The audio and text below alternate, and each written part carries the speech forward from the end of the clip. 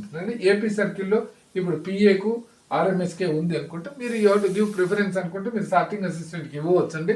అలాగే తర్వాత PA circle office దీనికి నెంబర్ 1 ఇచ్చి దీనికి 3 ఇవ్వవచ్చు. అయితే దీనికి 2 ఇవ్వవచ్చు. ఇక్కడ వేకెన్సీస్ లేవని చెప్పి మీరు మిస్ చేయాల్సిన అవసరం లేదండి.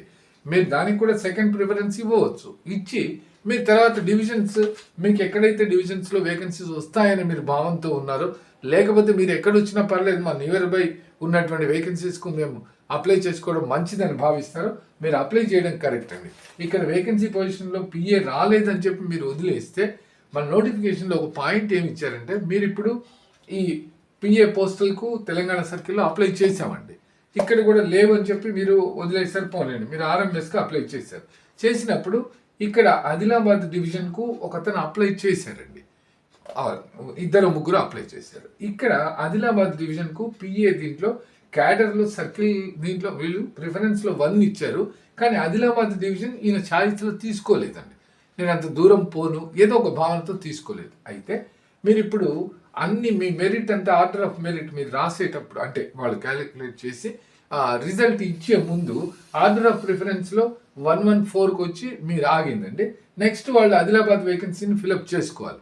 మీకు 114 తర్వాత మీదే ఉంది 113, కానీ మీరు ఆదిలాబాద్కు మీరు అప్లై చేయలేదు కాబట్టి మీ క్యాండిడేచర్ అక్కడ మెరిట్ ఉన్నప్పటికీ కూడా తీసుకోరండి. ఇది ఒకటి దయచేసి గమనించండి.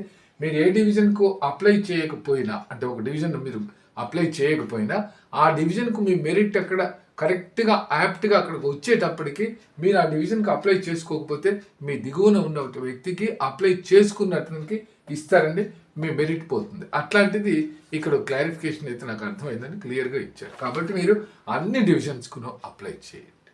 ఇది అదేం కాదండి. You give preference for all the divisions because you may get anywhere because this is circle cadre exam. Circle క్యాడర్లో నిర్వహిస్తున్నటువంటి ఎగ్జామ్ కాబట్టి పిఏకి ఎక్కడైనా పోయి పని చేయొచ్చండి. After 1 year or 2 years we can come back to our parent division. మీ parent డివిజన్కి కూడా పెట్టమన్నానండి. మీరు దయచేసి ఇది గమనించి మీరు పెట్టండి. ఇప్పుడు ఇక్కడ కూడా మనం ఆర్ఎంఎస్కి ఇస్తాం, ఏదో సార్టింగ్ అవి ఉన్నాయి.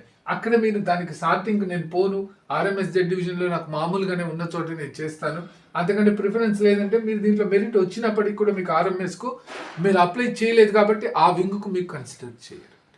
Only those who have applied for all the divisions, that means the concerned divisions only will be offered the appointment to the concerned divisions wherever his her ఏదైతే మెరిట్ ఉంటుందో merit will stand.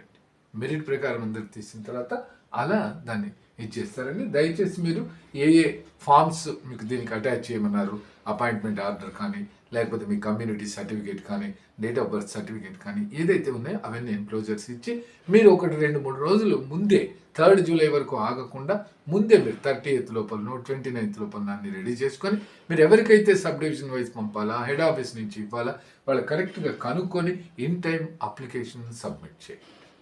Order of preference మాత్రం మళ్ళీ ఒకసారి నేను చెప్పింది గుర్తు చేసుకోండి.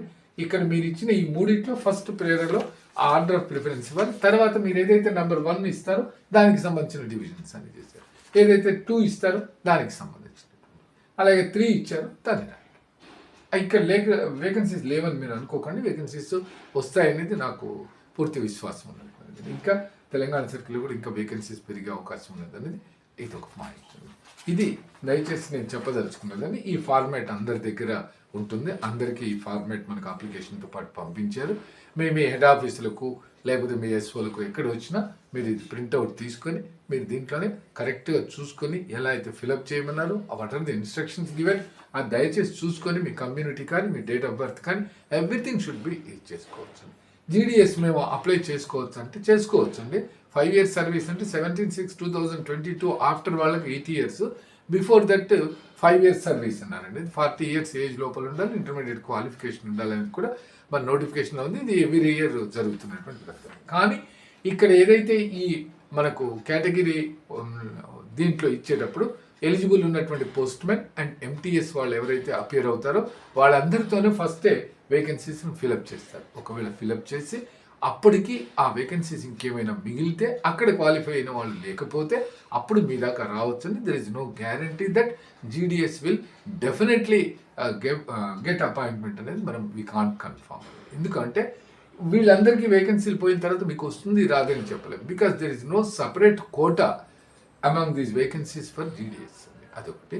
Sir మీరు ఇలా చెప్పారు మమ్మల్ని రాయొద్దంటారు, కానీ everybody should apply who are eligible and we will get an experience అండి, వెరీ గుడ్ ఎక్స్పీరియన్స్. కాబట్టి మీరు అందరూ అప్లై చేసుకోవచ్చు.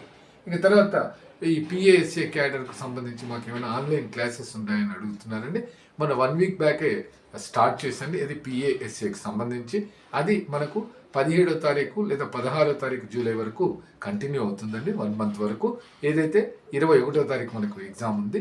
ఇప్పటికి నేను స్టార్ట్ చేసి 4 days అయిందండి. పిఓ గైడ్ పార్ట్ 2 అనేది నేను కంప్లీట్ చేయడం జరిగింది. ఇప్పుడు కూడా ఈ రోజు రేపు కూడా ఎవరైనా జాయిన్ కావాలనుకుంటే మీరు తప్పకుండా జాయిన్ కావచ్చండి.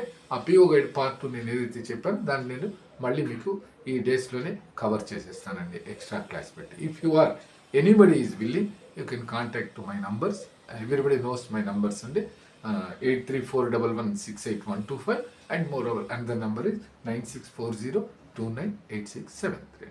థ్యాంక్ యూ అండి. ఈ విషయం చెప్దామని నేను వీడియో చేయడం జరిగింది. ధన్యవాదాలు.